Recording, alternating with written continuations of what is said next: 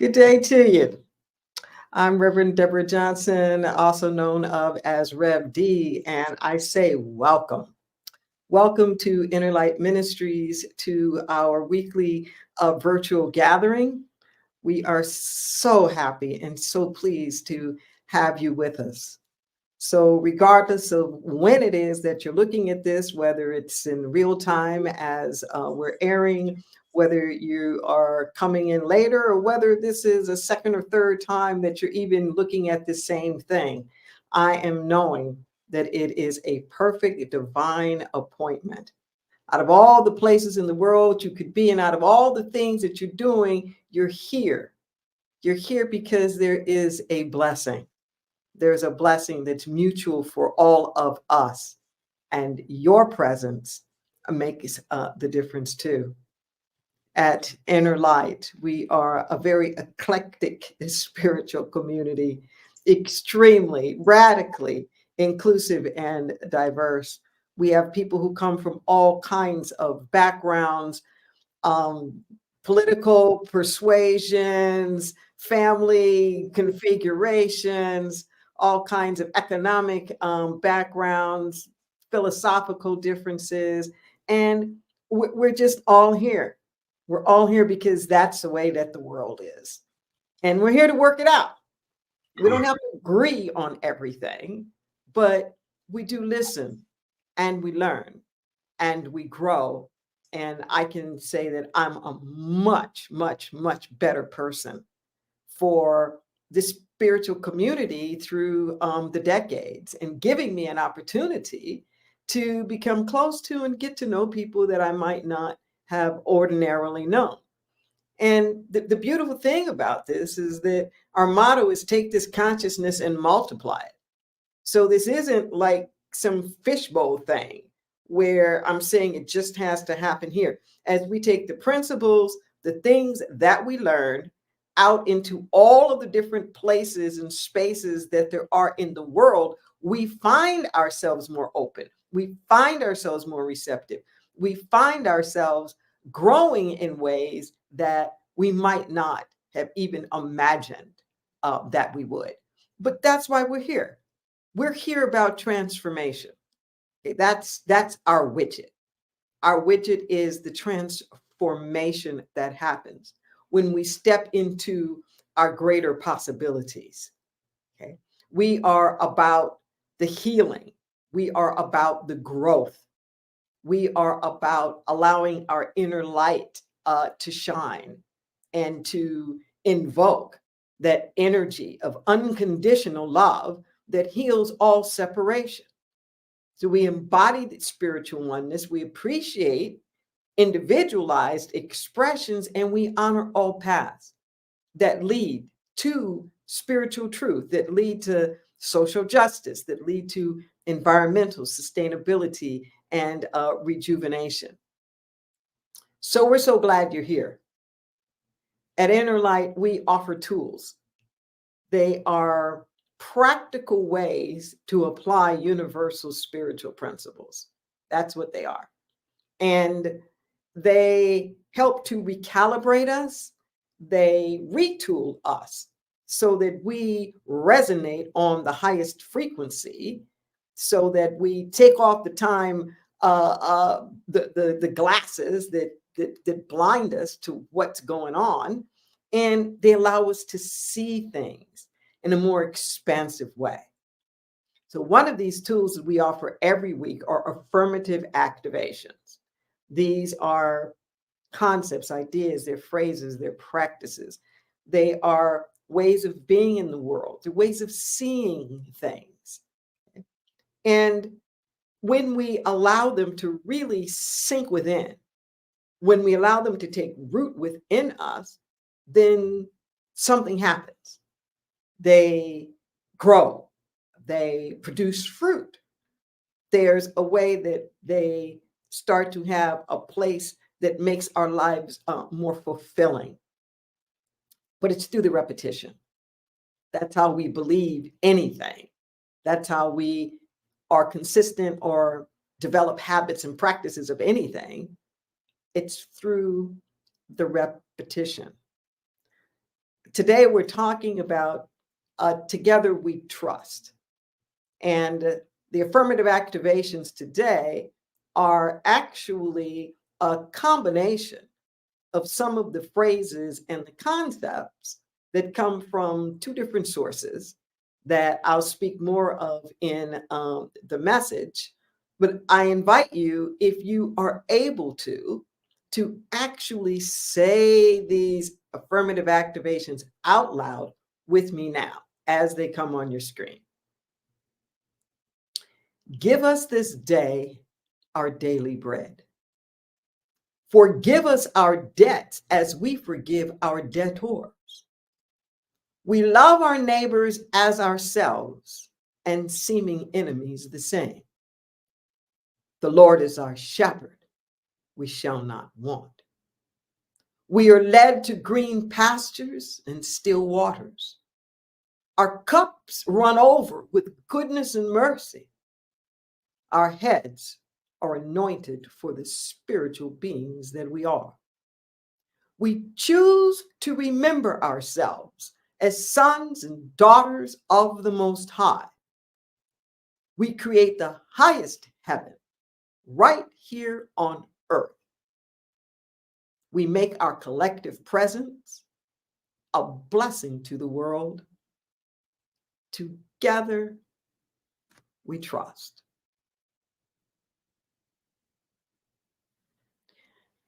Just soak this in for a moment.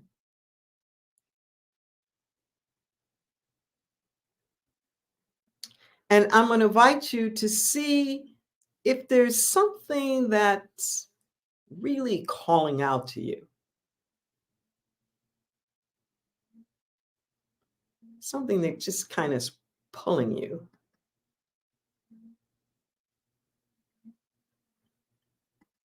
Is it we create the highest heaven right here on earth?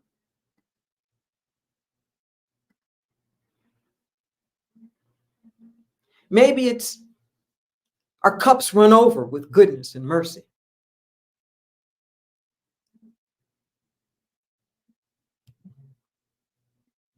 Perhaps it's we love our neighbors as ourselves and seeming enemies the same.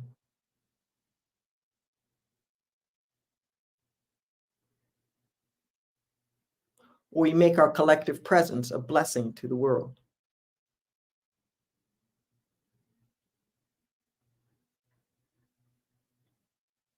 When you come back and revisit these affirmations, I invite you to pay particular attention to whatever it is that's calling you.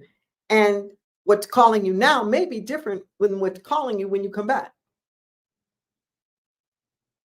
But if there's something that's calling that is really resonating and saying, yes, Likewise, if there's something that you're resisting, maybe you're not so sure about it, spend some time with that one too. Okay? It's what you're gravitating toward and running away from. Both have gifts for us. Take that in. So as we start to prepare for the message, there's a song, a musical offering. Think of it like a musical invocation. It's contemplative. You might even want to just close your eyes and soak it in. It's called Empty Hands by Daniel Nahmod.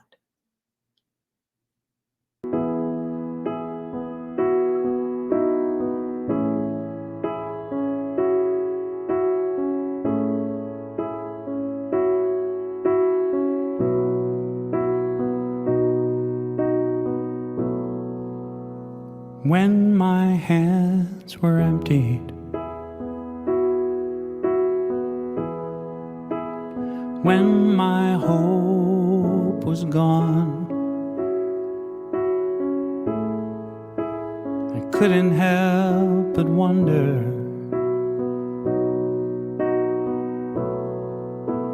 what had I done wrong. But even though my heart was broken, there was no need to despair, 'cause a vessel must be open to put something better there. Oh yeah. Into my empty hands, gently you poured new life for me. Yours is a perfect plan. The ups and the downs were meant to be. Now I understand you needed my empty hands.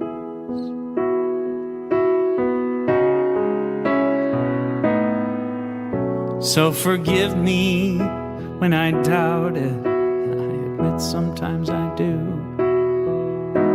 or consider giving up, 'cause I cannot see the truth. I know I'll never go without it.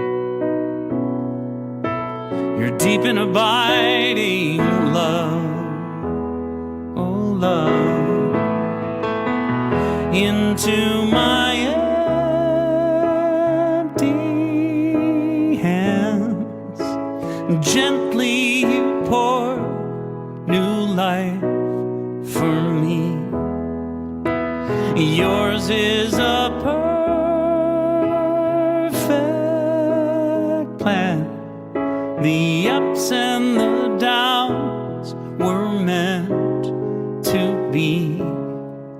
Now I understand you needed my empty hands.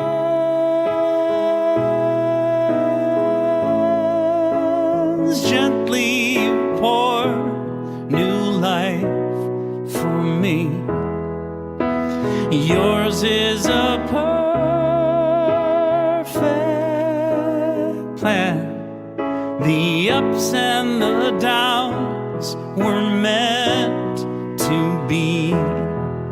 And I cannot help but cry to think of the gifts you've given me. Now I understand. You needed my empty hands. Oh, thank you for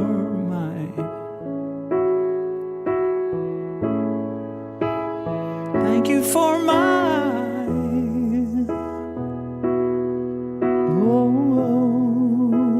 thank you for my empty hands.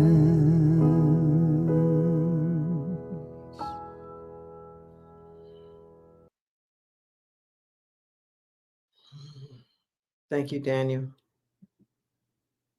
Let's just breathe that in.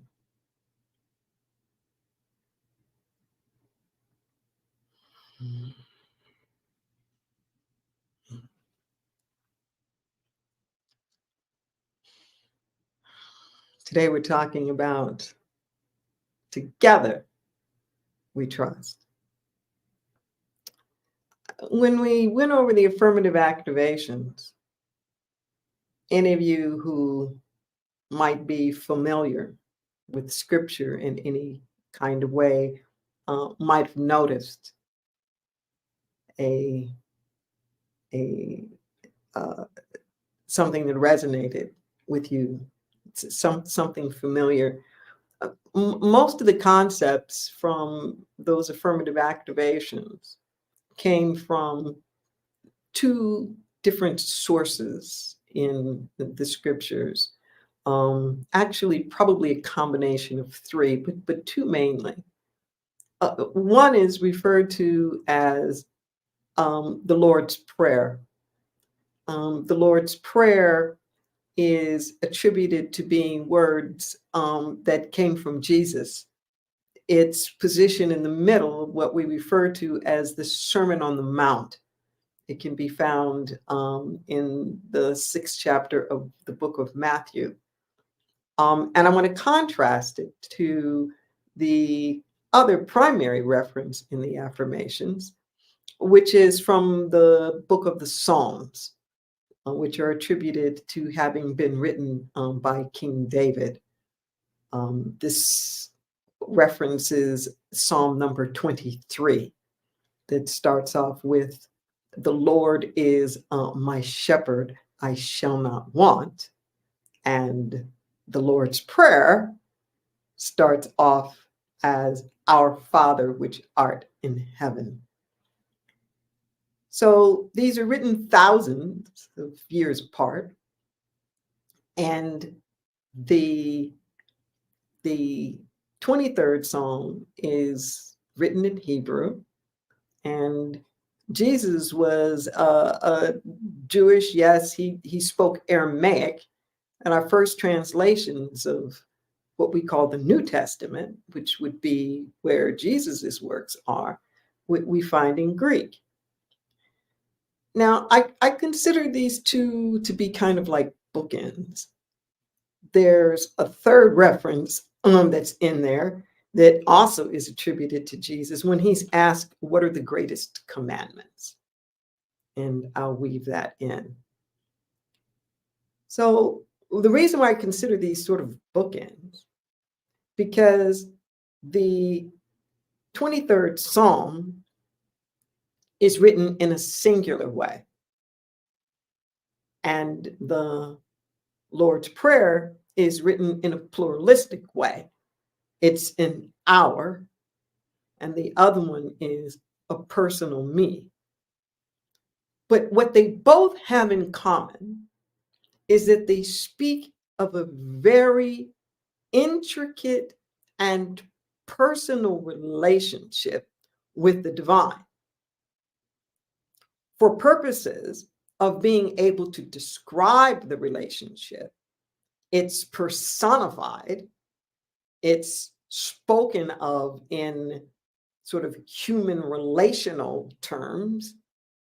But the important thing that I want to point out here is the intimacy of it. Why is this important? It's important because it doesn't matter how much we know about principles, we'll never really be able to embody them and to use them until they resonate with us, until they mean something to us. You can you can be a great musical theorist. You could have a PhD in musicology and not be a musician. Okay? You can also be a musician and not read music. Michael Jackson didn't read music. Not at all. It doesn't take a an intellectual understanding to be able to have something resonate in your heart where you can use it. It might help, but the most important thing is you personally have to connect with it. You may believe in a deity. You may don't believe in a deity. You may believe in some kind of like divine order. Everybody believes in something. Some people might call it life.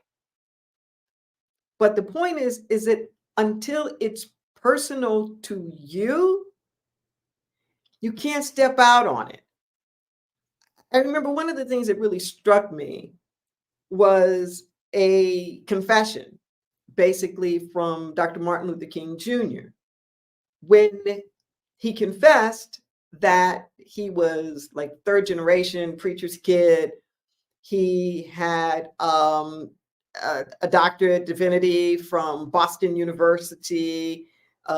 He was quite the theologian, had his first pulpit in his 20s, Dexter Avenue in Montgomery. And as soon as he started right out of divinity school and had his pulpit is when the whole Montgomery bus boycott started around 1954, 55, something like that. And he wound up being chosen to be head of the Montgomery Improvement Association. And he was chosen basically because he was the new kid on the block. He's very, very articulate, obviously, and people didn't have any like riffs or stuff about him. So there was a way that there was a neutrality that he was able to play in it, and of course, launched his whole social justice career. But what he said was that at that great moment in history, he really didn't know God.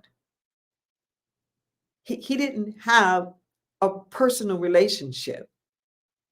He knew a lot of stuff, but he didn't have a personal relationship. This reminds me of a story that I heard in ministerial school about this young seminarian, and the person is speaking at this church and just gives this eloquent sermon about the 23rd Psalm that we're talking about here. And, everybody's, clapping. That's really, really nice.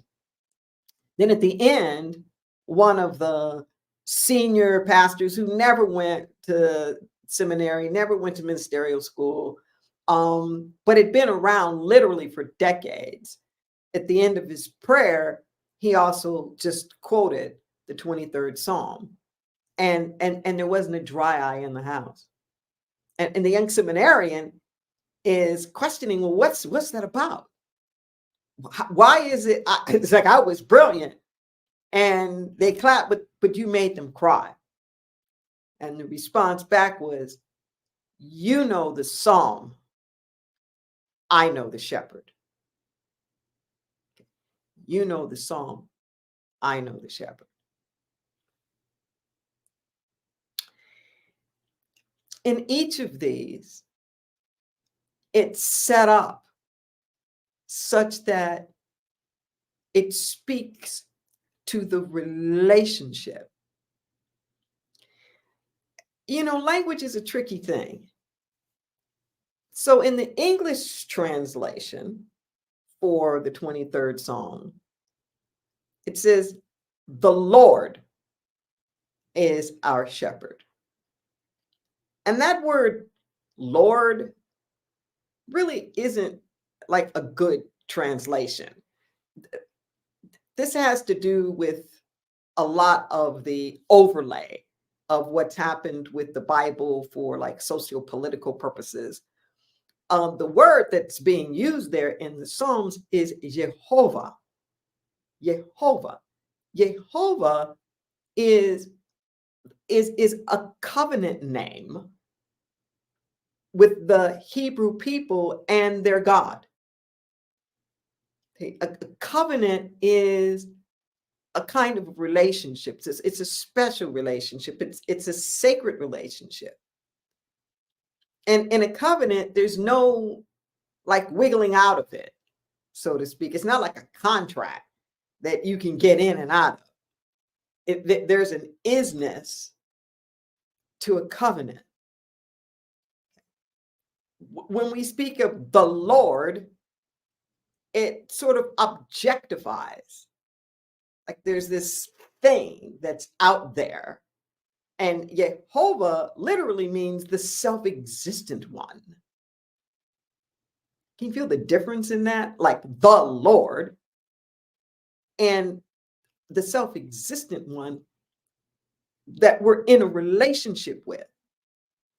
I'm going to keep emphasizing this relationship piece. This way that this 23rd Psalm is constructed, that the Lord is my shepherd, I shall not want.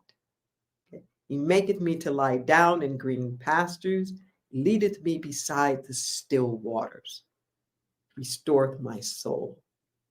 He leadeth me in the path of righteousness for his name's sake. Yea, though I walk through the valley of the shadow of death, I will fear no evil, for thou art with me. Thy rod and thy staff, thy comfort me. Thou preparest a table before me in the presence of mine enemies. Thou anointest my head with oil. My cup runneth over. Surely goodness and mercy shall follow me all the days of my life. There's a relationship here.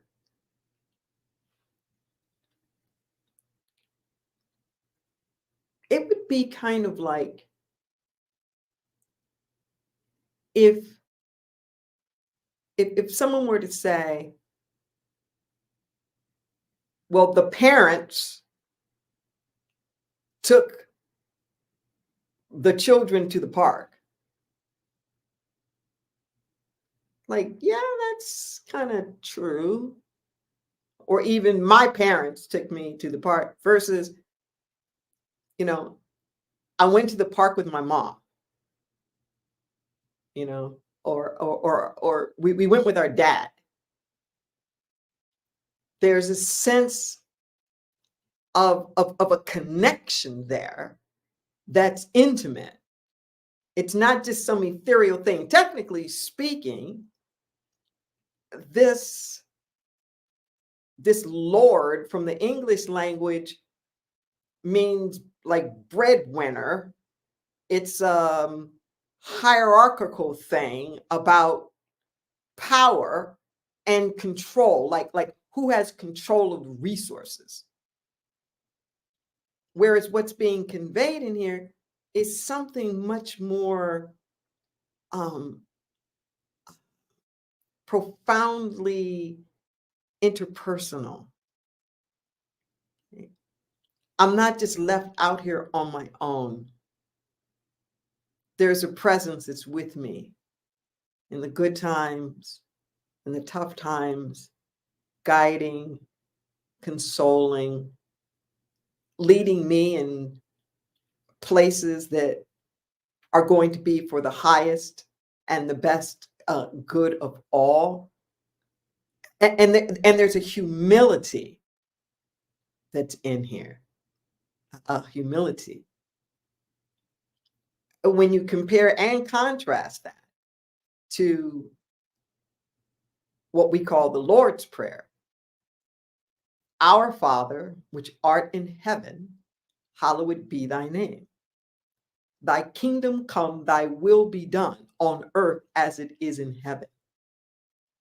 Give us this day our daily bread, and forgive us our trespasses as we forgive those who trespass against us.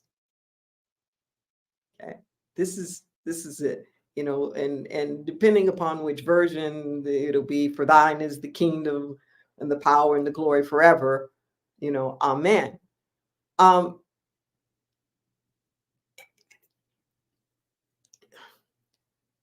So we say, like, our Father.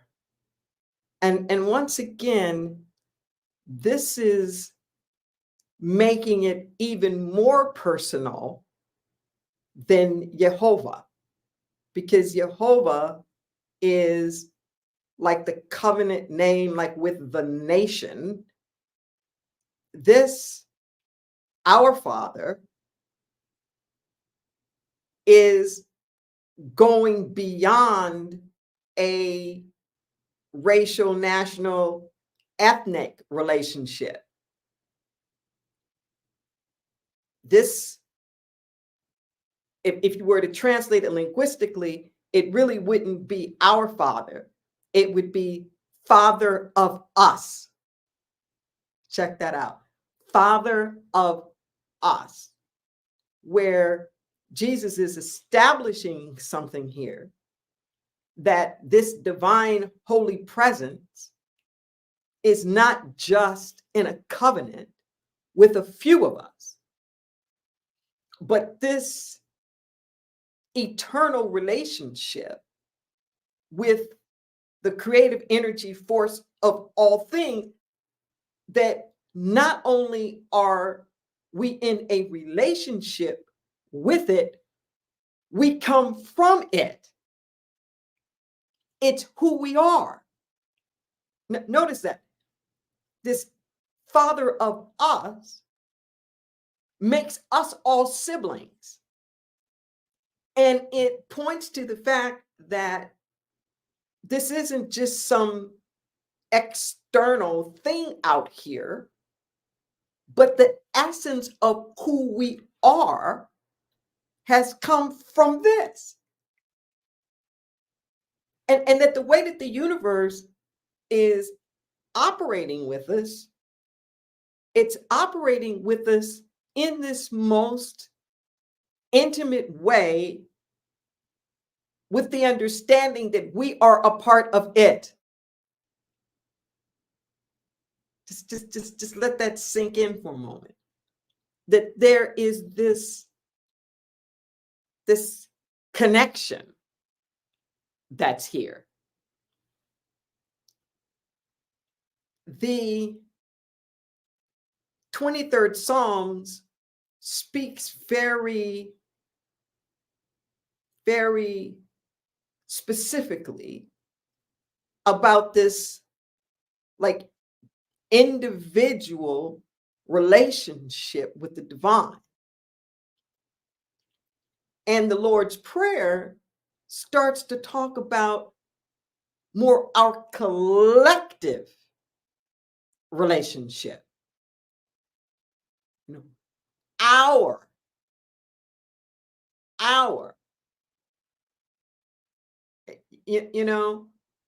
Thy will be done. This on earth as it is in heaven. This is similar to the led in the path of righteousness for his name's sake in the 23rd Psalm. That righteousness really means justice. Justice. This understanding in both of them that if a divine will were to take place, then what the earth would look like, what our relationships would look like with each other, would mirror more the essence and the character of the divine from which we have all come. That's what it would do. When it says, forgive us our debts, there's different translations, and sometimes we get stuck and we think of debt as money. Sometimes you might hear it say, forgive us our trespasses, which is actually a more accurate translation. Because the word there actually means a trespass. A trespass isn't a monetary debt. A trespass is an encroachment. Okay? When you trespass, you've crossed a line. You've crossed a boundary that was not yours to cross. See, when you trespass on somebody's property, you don't have a right to be on that property. You are there without their permission. So this is what it's talking about. It's these ways in which we encroach. We encroach upon each other's sovereignty. We encroach upon each other's humanity. And it's not just an encroachment, but linguistically speaking, within the word itself, it is clear that it's not just a trespass, but a trespass in which reparations are obligatory. Listen to what I'm saying. That the nature of it itself requires amends. It requires that you clean it up. So we say our debts. But once again, the structure of the language is kind of like Spanish, where with Spanish, you start with the subject first, and then you describe it with the adjective. With us, we start with the adjective. So we think it's different things. So for us, it's tomato juice, it's orange juice, it's apple juice, it's grape juice. Where in Spanish, it's juice. It's juice of the tomato, juice of the grape, juice of the apple, juice of the orange. And you don't miss the fact that it's juice. We miss sometimes the similarity of stuff because we're busy thinking about the specifics of how an apple's not an orange. But it's juice. So in this, it's saying, forgive these trespasses of us. Not just our, but the trespasses of us. Okay? That there are all of these different things that are happening and that are being done. With this clear understanding that we're asking the divine to forgive us the trespass. You can't forgive somebody's trespass. Okay? You can only forgive them for doing it. That's very important because we get stuck feeling sometimes, well, how can I forgive this? And how can I? Well, you're not asked to forgive it. What you're asked to do is to stop being stuck. What you're being asked to do is to stop holding each other under it so that it's shackles and constraints and we can't move on. Okay. The universe will clean it up. The universe will clean it up. Okay. Part of the way that that universe cleans it up, as it explains in the 23rd Psalms, thou preparest a table before me in the presence of mine enemy. That once you set in your heart to forgive, that's all you have to do. Honestly, that's it. You just need the willingness. You just need the intent. I guarantee you, once you really set that intent, the universe will work it out. The perfect circumstance, the situation. And I love that image.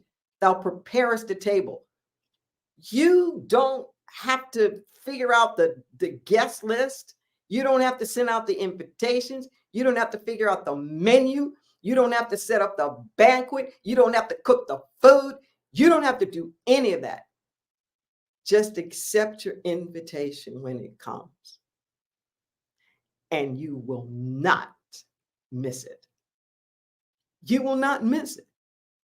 And what happens when we come to the table?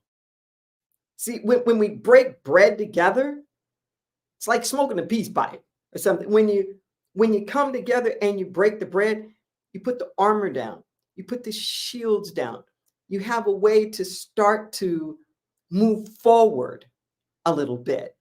You have an opportunity to dislodge some from the story and just really get to know each other a little bit. Just really get to know each other. And we're not doing it alone. See, in both of these, it's showing how when we stay connected at a real personal level, something happens.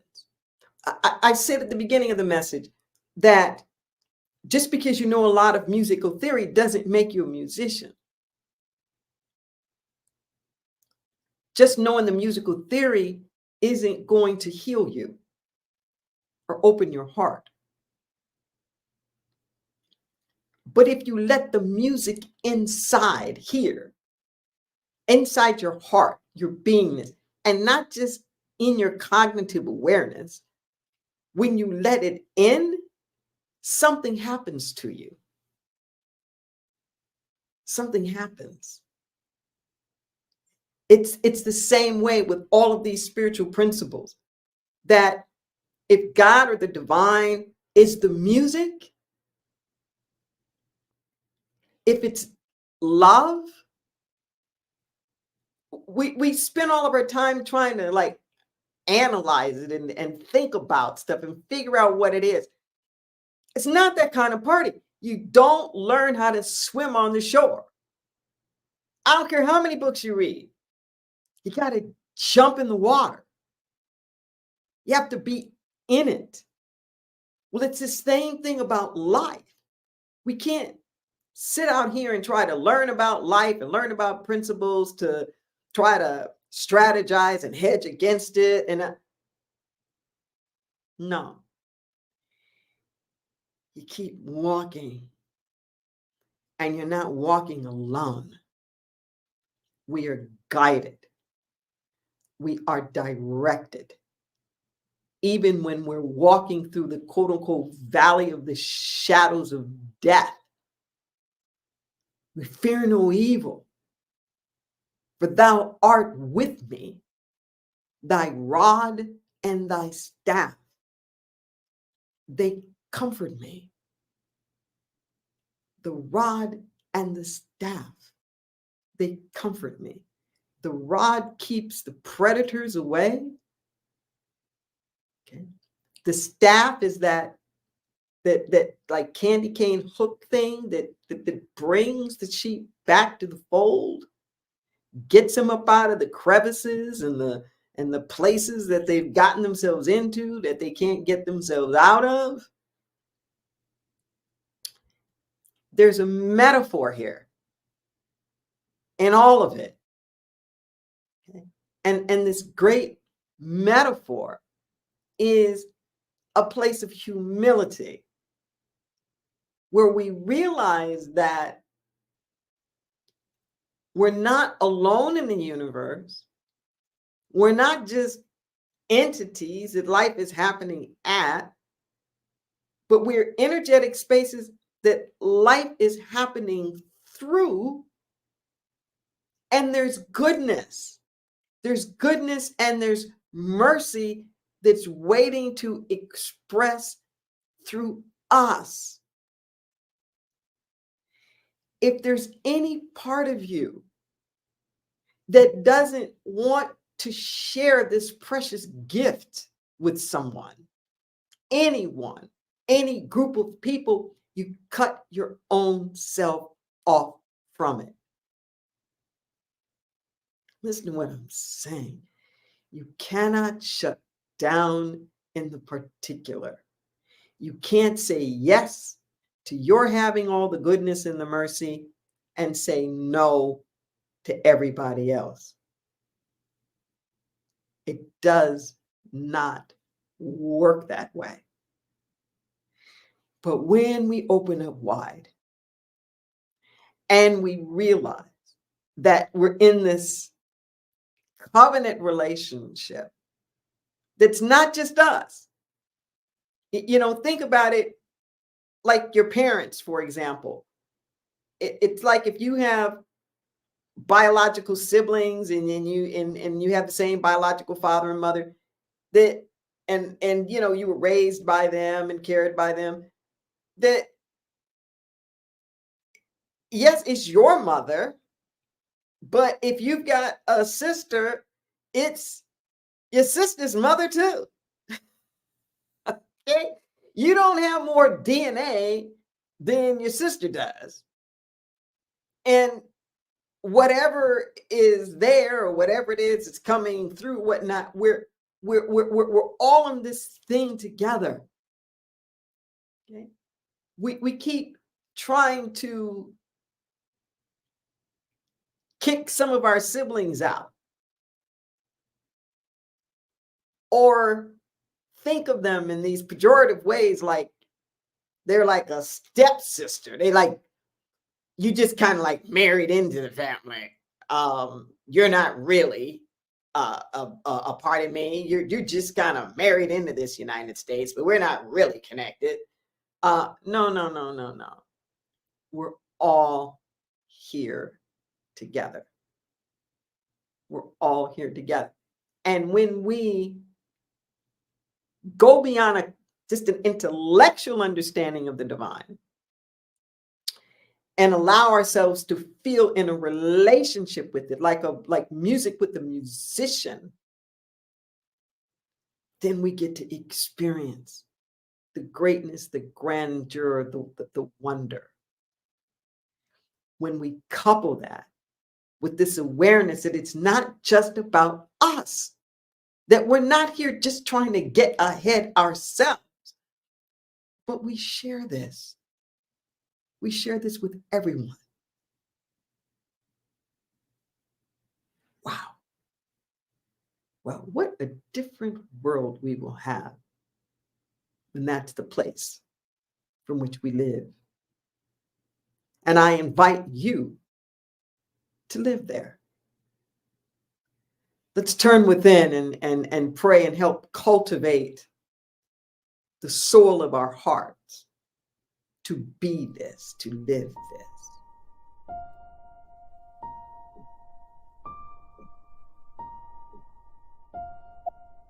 Oh, how grateful we are.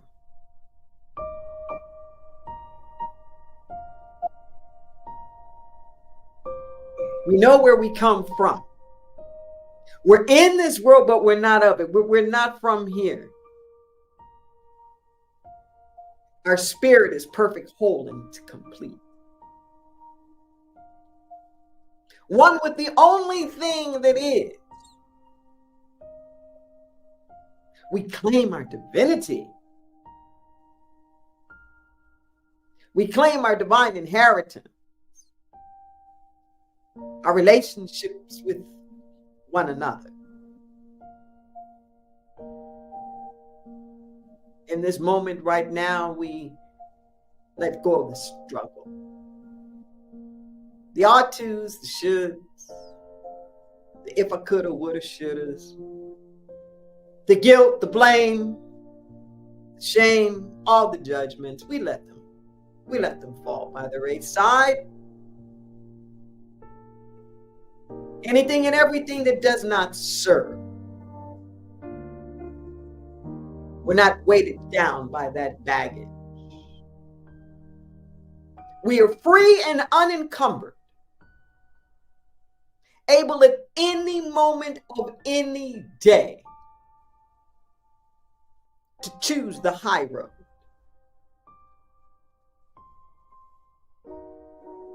We can't unring the bell, but we sure get the chance to change directions. Think a new thought, to set a new energy into motion, which we do. So we ask in this moment for forgiveness. Forgiveness for our trespasses, individual and collective. Open our time-blinded eye. Whatever amends that need to be made, we make them, knowing that the amends are never about the other person. They're about who we become in the process of making them. Create in us a clean heart, O God, and renew a right spirit within us. We give thanks in this moment for the daily bread.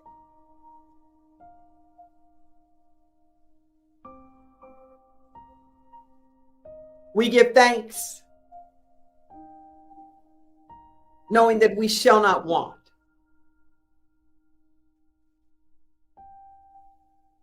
Whatever that is that needs to look like for each and every one of us, so be it. Thank you for the financial sustenance. Thank you for the physical health, strength, and well-being. Thank you for the compassion and the reconciliation in the relationship. Thank you for the clarity and the guidance or counsel. We give thanks in this moment for the courage and the strength that we are inspired with in the midst of the challenges. Thank you for doors opening when it looks like they're shutting all over the place. Thank you for making a way out of seeming no way, time and time and time again. We speak a word of peace all over the world, where we study war no more, where each and every person is free from danger, free from harm, clean air, clean water, homes, not just shelter, but homes, thriving community, an earth in balance, and regenerative restoration. We give thanks for the joy and the laughter.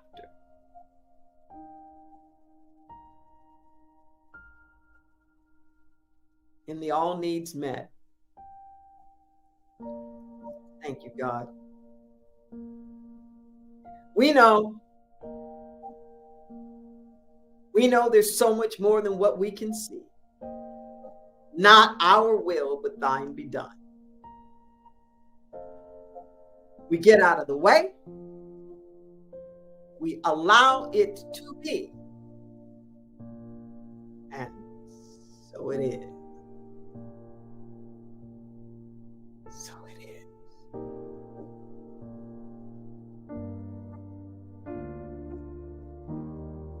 We're a praying community here at Inner Light.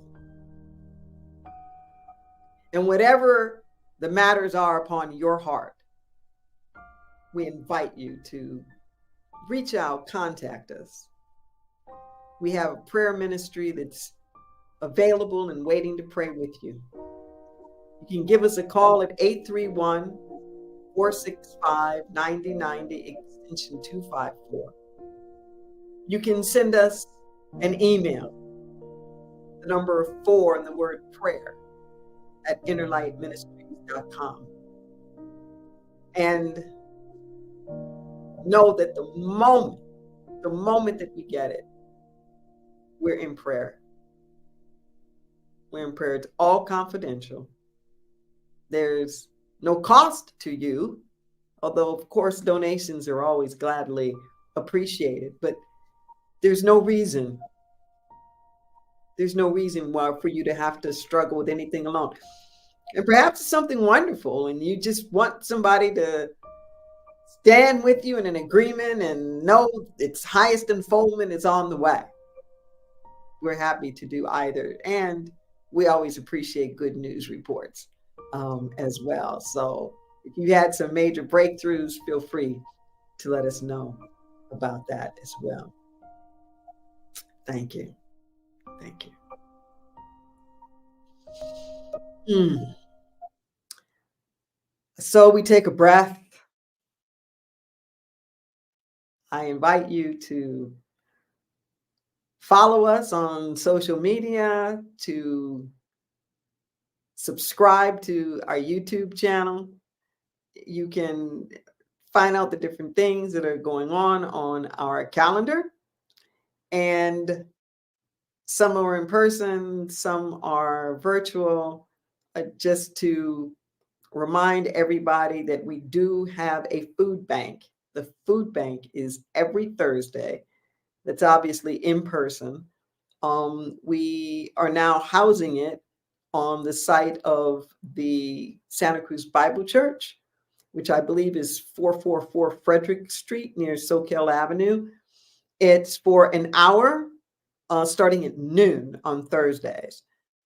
We push out thousands of pounds of free food. Come partake of it for yourself, for anybody else. It's set up farmers market style, so you can choose whatever, veggies or fruits, produce that you want, packaged goods, and it's all free. It's all free. This is one of the ways that we keep the goodness of the divine circulating. Okay, it's really not so much a supply problem as it is a distribution problem. And we can make sure that everybody gets enough with our willingness to share and to circulate. So thank you to all of those volunteers, and please partake of that yourself if you are in that area. And this is why we do the conscious giving. This is why we have an offering all the time, anytime that we come together. Because once again, it is this opportunity to make sure that there's the distribution, that everybody and everything that needs it gets it. So I say thank you to all of you up front for your support for Inner Light Ministries, for your participation, and for your financial contributions. We are an independent ministry. So we are here because of your generosity. So even if this is your very first time, I want to encourage you to participate in the conscious giving. This is what funds all of the programs and the activities that we do. And the contribution also opens up the space in you. It's kind of like what I was talking about with making the amends. It's like, yeah, it's part definitely to help the relationship, but who you become in the process of it. You become a greater receiver of life as you become a greater giver in life. You see on your screen that there are some different ways in which you can participate in the conscious giving. There's a QR code that's there. It will lead you to a portal where you can do PayPal. You can use any debit or credit cards. There's a recurring option that's there. I want to encourage you to take advantage of that. And I say thank you to all of you who do. And special shout out to those of you who do full-on tithes. It is greatly appreciated. There is the text to give, which is 831-231-0065. It also is a way in which you can do recurring donations. There's Cash App. If you're on our website, there's a donate button that's right there as well. Regardless of the portal, regardless of the portal that you use, know that every nickel, dollar, and dime goes towards all the activities for transformation. And I invite you now to help me bless the offerings. And if you can, repeat after me. My every act produces abundance. I dare to give freely unto the truth that sets us free. I release this gift, knowing it returns to me 1,000-fold.